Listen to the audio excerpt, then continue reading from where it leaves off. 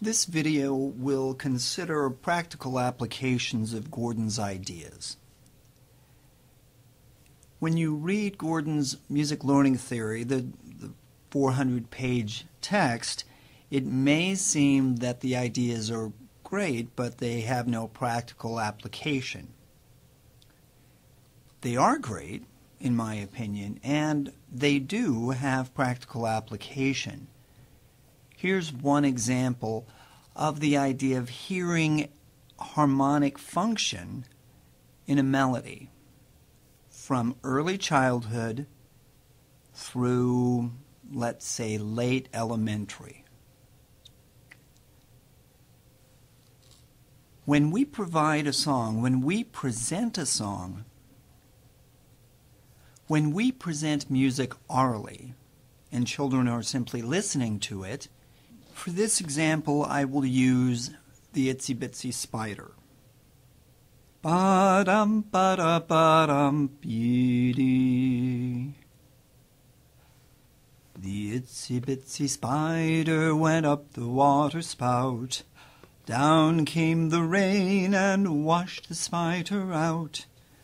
Out came the sun and dried up all the rain, and the itsy bitsy spider went up the spout again. We sing that over and over again. We use finger plays to help reinforce the words.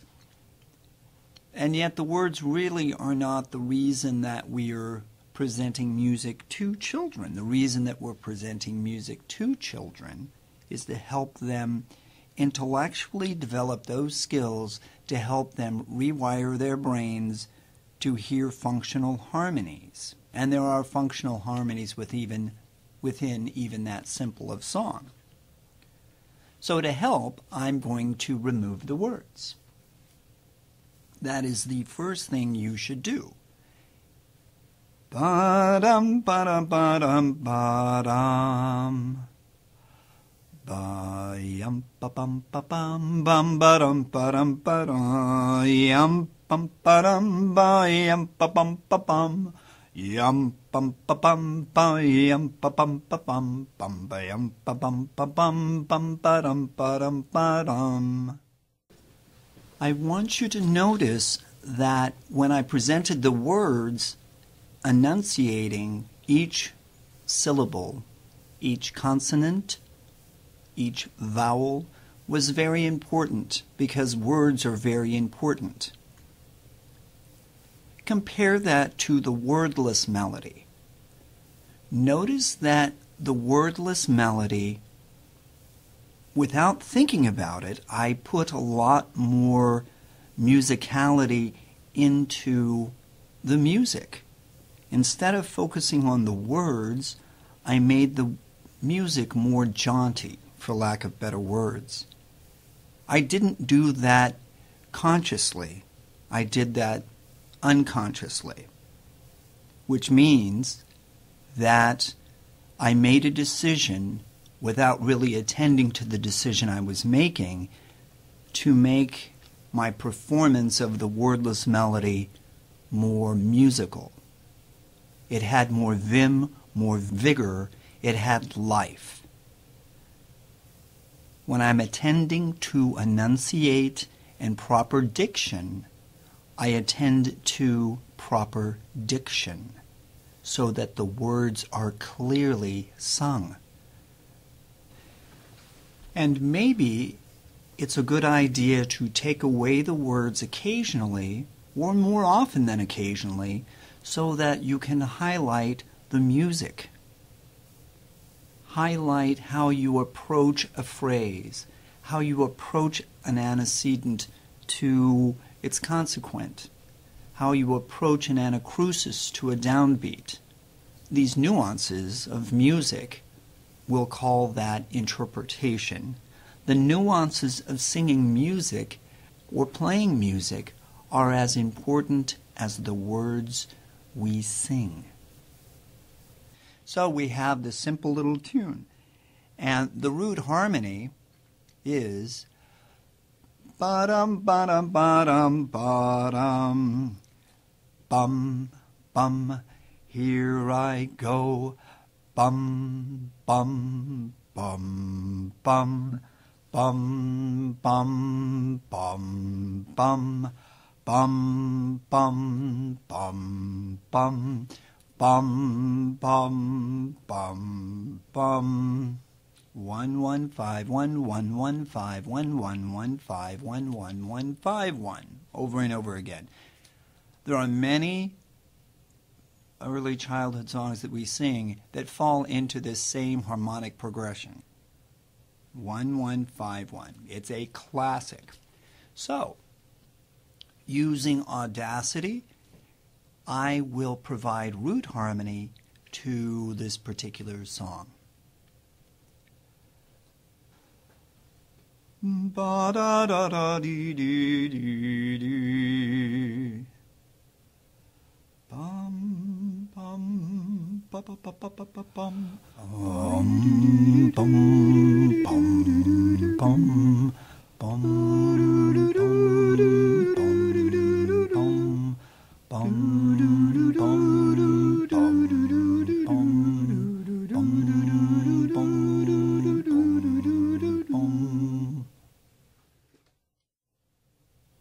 In my experience, in my reading, in my professional opinion, this is the least you should do for your children at the early childhood level. Have them sing a melody that they know, simple harmonies, no words, and you as the professional providing root harmony, exactly as I did here. You should do this for your children. When you're singing in the car, if they're singing Twinkle Twinkle, you're singing root harmony to their twinkle. This is the least you should do. So let's say you're doing this and you can get your children to sing the root harmony after a while, and it is possible with enough repetitions children will be able to sing root harmony and you can sing the melody, or they can sing the melody, or vice versa. Challenge them. You sing the melody, they sing root harmony, and then switch back and forth. You can have an ABA pattern of sorts based on harmony. Who's singing what part? There's endless variations on this.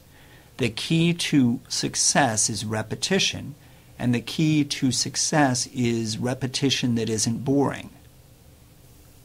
How can you change things up to make simple things sophisticated? That is what we're talking about.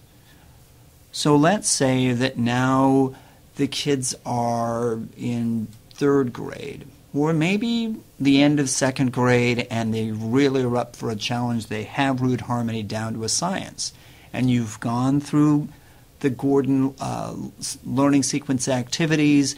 They can arpeggiate a 1 chord, they can arpeggiate a 5 chord in any variation they want. They are in verbal association, or they've moved into verbal association, so they know ba-da-da-da-da-da-ba-dum, do, mi, so, and they know ti, re, fa, so, ti. And they know do, so, mi, do. They can arpeggiate all those chords. Now, let's apply that to the song, the Itsy Bitsy Spider. We're going to give them, remember this is discrimination learning, so you're giving them something.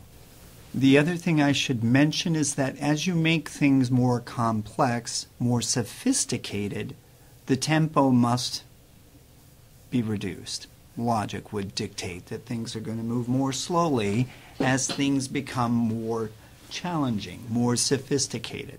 So here we go. You're going to didactically, or just you're going to give your students something like this. Ba da da da dee dee dee dee. Bum bum bum. Bum bum bum bum bum bum bum bum. Well, let's do that. Let's do this. So la so fa mi re ti do. so, mi, do. Do, mi, so, mi, do, mi, so, mi, ti, re, do, mi, so. Or do, mi, so, mi, do, mi, so, fa, re, ti, do, mi, do. Do, mi, so, mi, do, mi, so, fa, re, ti, do, so, do. Once your children have that pattern in their heads, in their ear, and they can sing the do, mi, so, and all of that, then you will add the melody above that. So they're still working on their part. You're going to sing the melody above it, and it will sound like this. Do, mi, so, mi, do, mi, so, fa, re, ti, do, mi, do. Do, mi, so, mi, do, mi, so, fa, re, ti, do, so, do. Do, mi, so, mi, do, mi, so, fa, re, ti, do, mi, do. Do, mi, so, mi, do, mi, so, fa, re, ti, do, so, do. Now the children are a little bit older, in late elementary, let's say middle school. They can handle this. Let's say that you challenge your students to come up with an arpeggiated pattern of a 1 chord and a 5 chord to a certain structure. And we're going to say the structure is going to be triple meter, 6/8, and we're going to say there's 2 measures of 1, 1 measure of 5, and 1 measure of 1. And they are going to come up with their own version of arpeggiating 2 notes of every chord and write that down on a piece of paper, just so, mi, do, so they don't forget it. Okay? So they're writing down on a piece of paper their notes. Let's say one child comes up with ba-da-da-da-da-dum-bum-bum. One child comes up with do, do, mi, do, do, mi, re, ti, do, so, do. That's one. Here's another one. Mi, so, mi, so, mi, do, mi. And another one comes up with mi, do, so, fa, so, mi, so, fa, so. And now that they have those, they're going to put all of that together into harmony. They're going to sing their own little part and put them together. So now we have individual parts, and you could have 40 people in your choir or in your class, and you have 40 individual parts, although they're not going to be that many, we know, because they're just a limit to the variations we can make of chords. And they're just going to make this harmonic sandwich, for lack of better words. Okay? It might sound like this. Do, mi, so, mi, do, so, fa, re, so, do. The goal here is to allow children the opportunity to sing independently of one another without being bogged down with notation. The skill of hearing many different parts and singing your own is a skill that should be learned without notation. Notation simply confuses, compounds the problem. There are two problems when we read notation. One is deciphering what all that scribble means, and that's a job in and of itself. Another job, another problem that is equally as important is making sure children can hold their own without their eyes. Are their ears strong enough to help them to inform their musicality?